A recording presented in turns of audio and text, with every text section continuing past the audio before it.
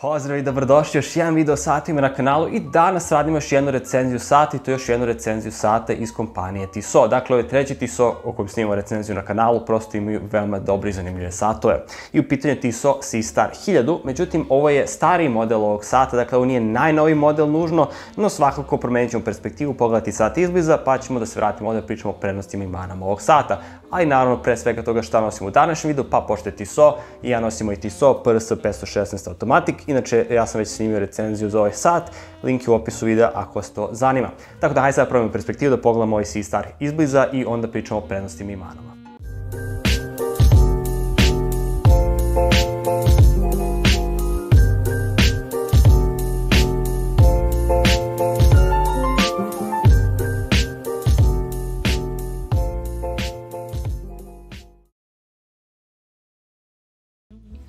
I kao i svaka recenzija, hajde prvo da pogledamo pakovanje u kojem je došao sat. Međutim, s obzirom da je ovo ipak treći Tissot za koji snimam recenziju na ovom kanalu, mislim da ne moramo baš detaljno da ulazimo u samo pakovanje. Ako vas interesuje baš detaljno, možete pogledati recenziju Tissot Visodate ili Tissot PRS 516 sata.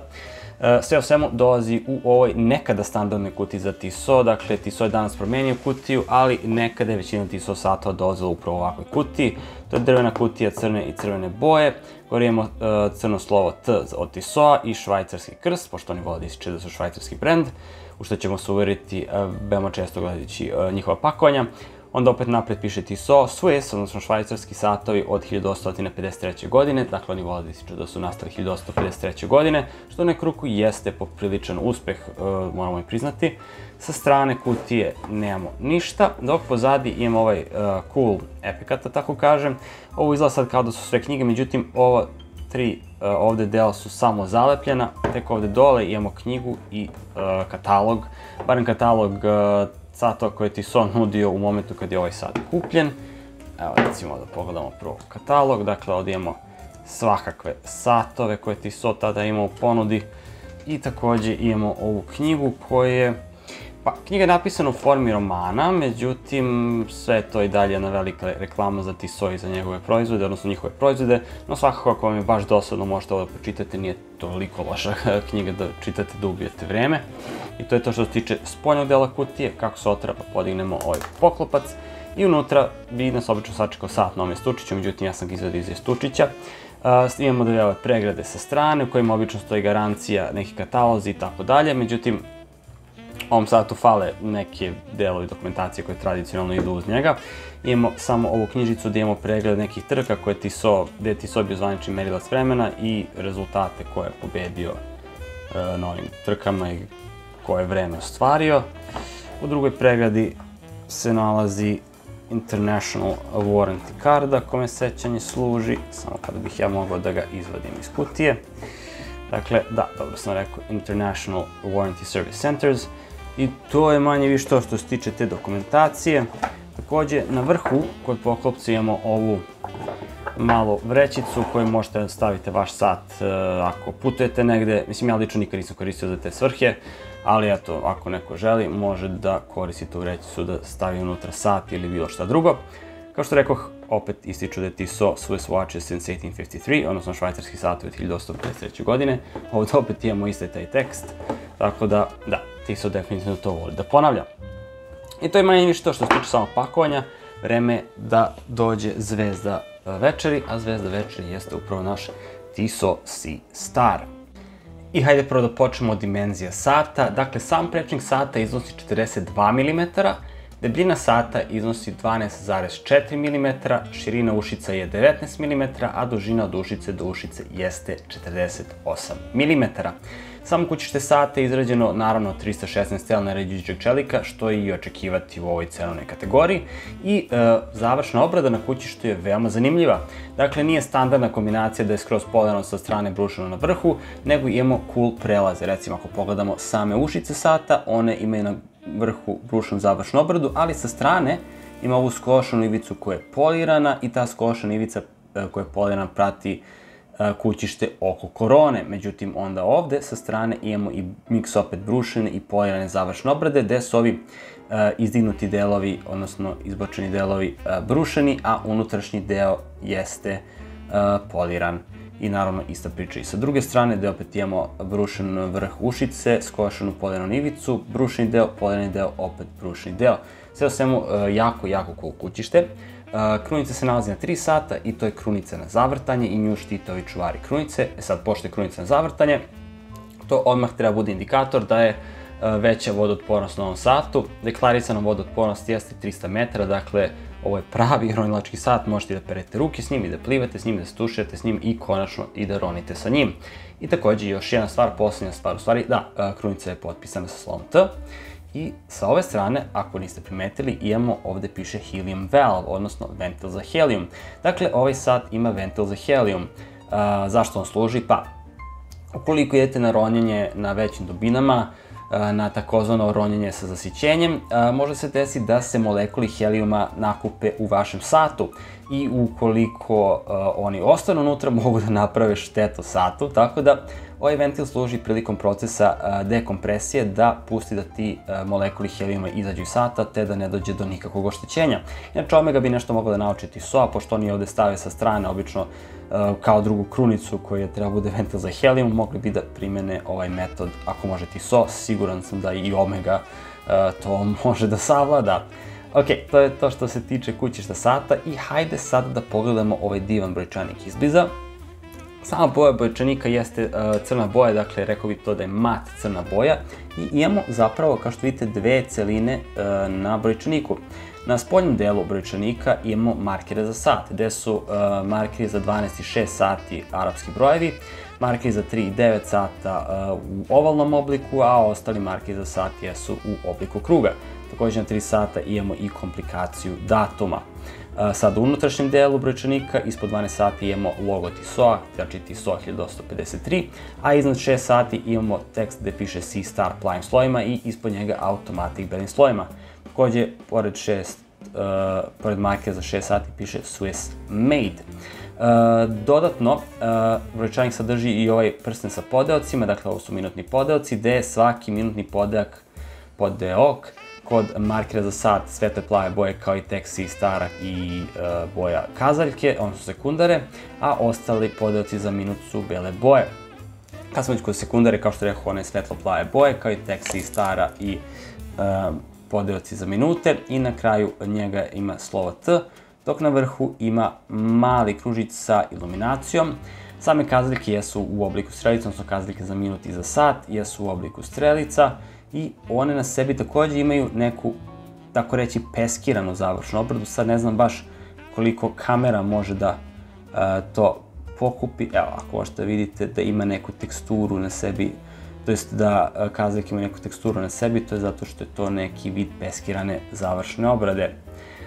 Naravno, pošto je ronilački sat, očekivalo bi se da ima i iluminaciju na sebi, ovaj sat ima iluminaciju, u pitanju je BGW9 iluminacija, međutim, nažalost, trajnost je veoma kratka, definitivno su mogli malo više te iluminacije staviti. BGW9 iluminacija sama po sebi jeste veoma lepa plava boja, međutim, treba staviti puno slojeva da bi ste ostvarili trajnost, kao što ima recimo moj Steinhardt koji traje celu noć, ovaj vam neće izdržati ni par sati.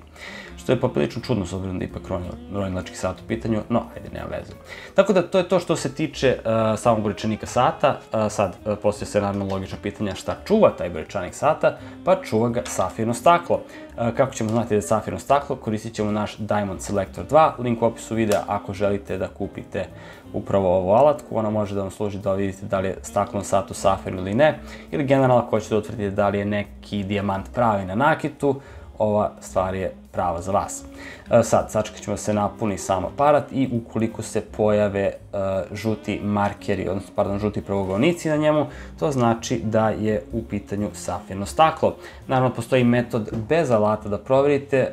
Ako vas to zanima, imate link u opisu ovog videa kako proverite da li je staklo na satu safirno i sa alatom i bez alata. I ništa, ajde da prislonimo Diamond Selector 2 na staklo i kao što vidite imamo i tekako očitavanje žutim markerima, tako da to je potvrda da je u pitanju safirno staklo. Zašto je safirno staklo cool? Pa zato što je poprilično otporno na ogrebotine, međutim nije skroz imuno, pošto sam ja uspeo ovaj moj TISO PRS516 da ogrebem iako ima safirno staklo. Keramička korona, dakle korona je keramička na ovom satu, što je takođe veliki plus. jer keramička korona je takođe dosta otpornija na grebotine, odnosno na recimo koronu od aluminijuma. I svi markeri na koroni su izdignuti od keramičke korone, tako da mu daje neki zanimljiv 3D efekat. Naravno, pošto je uronilački sat, korona se pomera samo u jednom pravcu i ima 60 klikova. Klikovi su veoma precizni, poklapaju se sa svim markerima, dakle nemaju sake of symptom kontrole kvaliteta, sve se poklapa i tu nemate nikakve brige. Ajde čujete kako zvuče klikovi od korone.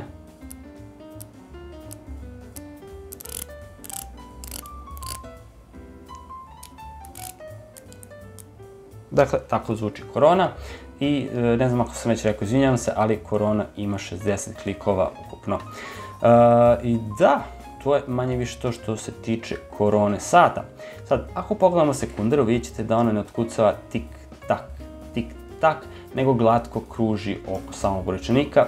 To je indikator da je u pitanju, naravno, mehanički mehanizam, što je logično s obzirom da u imenu sata stoji automatik i mehanizam koji pokreće ovaj sat jeste ETA 2824-2.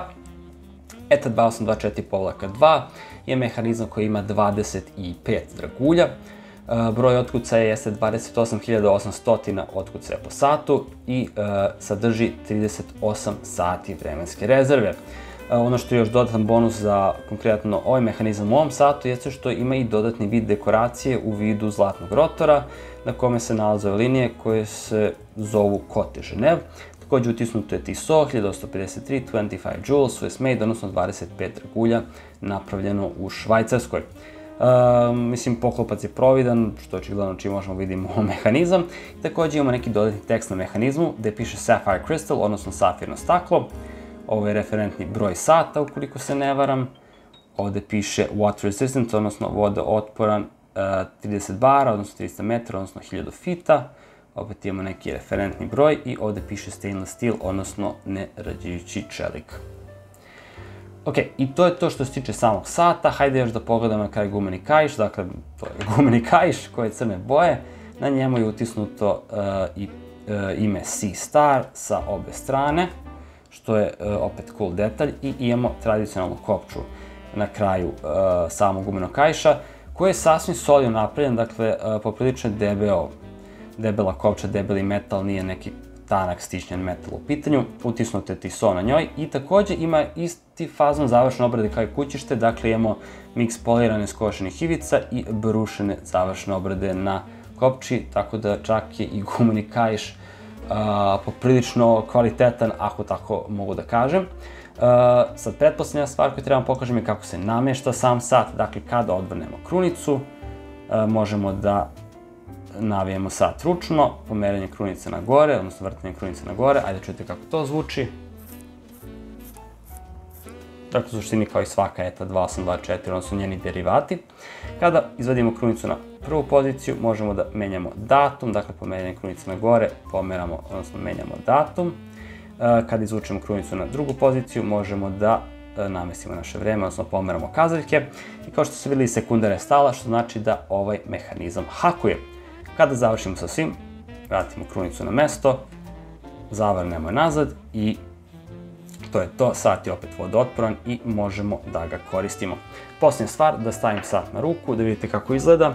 Inače, obim mog zgloba jeste 17 cm, tako da možete vidjeti otprilike kako sat od 42 mm izgleda na mom zglobu, pa možete proceniti da li bi on zapravo pristajao i vašoj ruci.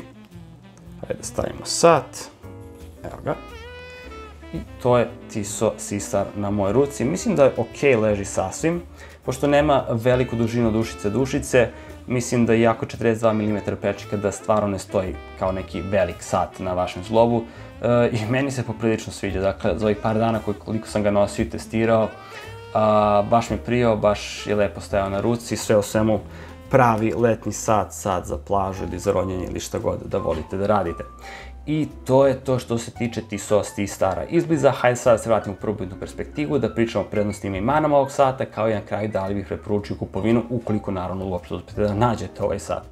I evo nas nazad, dakle, to je bio Tissot Seastar izbliza. I sad, hajde da pričamo o prednostima i manama ovog sata, kao što uvek radimo u ovim recenzijama, počevši naravno od prednosti. I ovaj sat ima dosta prednosti, ima dosta pozitivnih aspekata. Počevši pre svega od samog dizajna sata, meni se veoma sviđa izgled ovog sata. Sviđa mi se kombinacija ovih boja, dakle imamo belu, mat crnu i ovu svetlo-plavu boju, što je jako lepo. Generalno sviđa mi se izgled samih kazaljki na satu, oblik markera, kako je komplikacija datuma uklopljena sa markerom na 3 sata. Sve u svemu ima jako lep, jako privlačan dizajn. I sad, pošto ima ovaj miks boja plavo, crno, belo, mislim da može takođe da se kombinuju s dosta različitih kaiševa. Dakle, možete nositi bez problema na crnom kaišu, na belom kaišu, na sivom kaišu, na plavom kaišu, na naranđastom kaišu. Imate baš puno mogućnosti, tako da to ga čini poprilično versatilnim za nošenje uz različite odevne kombinacije. Takođe, jedna od prednosti jeste samo završna obrada na ovom satu. Dakle, nivo završne obrade mislim da je veoma dobar s obzirom na to koliko ovaj sat koštao izvorno, a pogotovo ako gledate polovne cene ovog sata. Dakle, kombinacija brušenih delova i poliranih delova, ova skošena ivica, ova ulubljenja unutar, na kućištu, pardon, ne unutar kućišta, izgled krunice, izgled korone, sve u svemu veoma lepo odrađeno. Kao što sam rekao i kad smo gledali sat izbliza, mnogo mi se sviđa ova kombinacija poliranih i brušenih delova, tako da veliki palac gore za samu završnu obradu. Naravno, ogroman plus jeste mehanizam sata, imate provereni ETA 2824 mehanizam unutra. To je baš pouzdan mehanizam, dakle dokazao se kroz decenije njegovog postojanja. Takođe velika prednost je što ima jako puno rezervnih delova dostupnih, tako da manje više svaki časovničar koji je iole kompetentan može da otvori sat, da servisira mehanizam i da vas to pritom ne košta puno, za razliku od nekih mehanizama domaće radinosti. Takođe ima i neki nivo dekoracije u vidu ovog zlatnog rotora, tako da i sa tog aspekta je super što možete i da uživate u samom pogledu na mehanizam. Dakle, ako nekom ovo prvi mehanički sat, mislim da bi mu se veoma svidelo da gleda kako balanca otkucava na ovom satu i kako se rotor pomera u njemu. Tako da definitivno mehanizam je takođe jedan plus. Naravno, safirno staklo. Safirno staklo je uvek plus kad radim recenzije satova. Skoro nemoguće zagrebati, ne skroz nemoguće, što je ovaj sat definitivno bio svedok, ali da, svakako safirno staklo je plus, takođe i keramička korona je plus, jer kao i safirno staklo, keramička korona jeste veoma otporna na grobotine. Takođe, pošto ima ove izdignute markere za sat na koroni, takođe mu daje lep 3D efekat, imamo sad i biser iluminacije na trouglu na 12 sati, tako da sa tog aspekta takođe je plus keramička korona. Sam brand Tissot je naravno takođe plus, mislim, ipak pričamo o kompaniji, o brendu koji proizvodi satove od 1853. godine i to je definitivno za veliko poštovanje. Tissot ima puno inovacije u svetu satova, tako da imate jak brend na svojoj ruci za relativno pristupačnu cenu. Visok nivo vodootpornosti, mislim što je bilo iz očekivati od ronilačkog sata, ali svakako je navedeno kao plus. Mislim, sa 300 metara vodootpornosti apsolutno ne morate se brinuti o vodi, osim ako ne idete na neke nenormalne dubine, ali van toga, za šta god koristili ovaj sat, ukoliko je krunica naravno zavrnuta do kraja, nemate nikakvih briga da će voda da uđe u mehanizam. Sam gumeni kaiš sam nabavio kao plus jer mislim da je solidan kvalitet gumenog kaiša. Sat je veoma udoban za nošnju, mislim ja sam ovaj sat nosio kada je bilo 40 stepeni na polju i apsolutno mi nije smetalo, nije ni nešto težak, niti steže nužno ruku dok ga nosite, sve u svemu gumeni kaiš i sama kopča sata jeste super, tako da to sam stavio isto kao neku pozitivnu stranu. I na kraju, možda će iznenaditi neke od vas koji me pratite malo duže, stavio sam i veličinu sata kao plus. Sad, ako me pratite neko vreme, znate da ja preferiram manje obime satova, to je manje prečnike satova, ali s obzirom da ovo jeste ronilački sat, on i treba da bude malo veći, da bi prosto ronilac mogao brzo da pogleda na sat, da vidi koliko mu još ostalo vremena, da koliko dugo traje njegovo ronjenje. Tako da 42 mm je sasvim prihvatljivo za ovakav tip sata. Takođe činjenica da je dužina od ušice 48 mm, što nije predugo, nije prevelika dužina od ušice do ušice, tako da i na vašoj ruci ne deluje sat previše glomazno, osim ako nemate baš mali zglob, ali mislim da ovaj sat može da nosi većina ljudi i da nema apsolutno nikakvih problema zbog veličine. I to su neke prednosti koje sam ja izdvojio, koje sam primetio dok sam nosio ovaj sat. Ajde sad da navedemo i mane, a ovaj sat po meni ima dve, odnosno 3 mane, ajde tako da kažem. Prva mana jeste što korona sama ima blagi hod unazad, dakle, kada rotirate koronu, možete malo da ga pomerate unazad, što nije nužno nešto što bi trebalo da postoji na ovim ronilačkim satovima. Kažem, nije strašno, mislim, nije kao T-Wise sat koji sam snimio recenziju, ali svakako mislim da je ovaj sat originalno koštao preko 1000 evra, tako da za sat koji toliko košta ne bi smelo da bude takav propusta.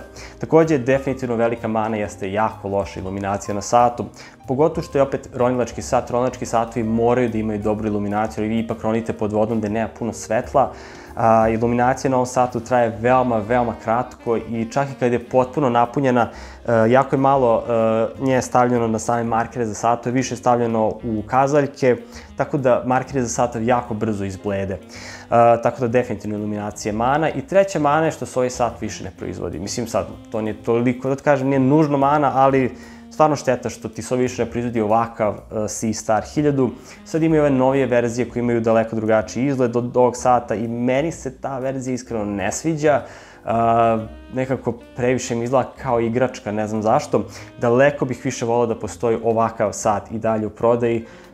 Iskreno, nosivši ovaj sat nedelju dana, bio sam pomalo iskušenjem da pitam vlasnika koliko bi cenu ponudio da ga otkupim od njega, jer prosto jako mi se svidao i izgled, i boje, i završna obrada i sve. Šteta što ti TISO odlučio da promeni izgled C-Star linije, po mom mišljenju, na gore. Ali da, to je neka poslednja mana, ne nužno ovog sata, ali generalno TISO C-Star linije, ove moderne linije danas.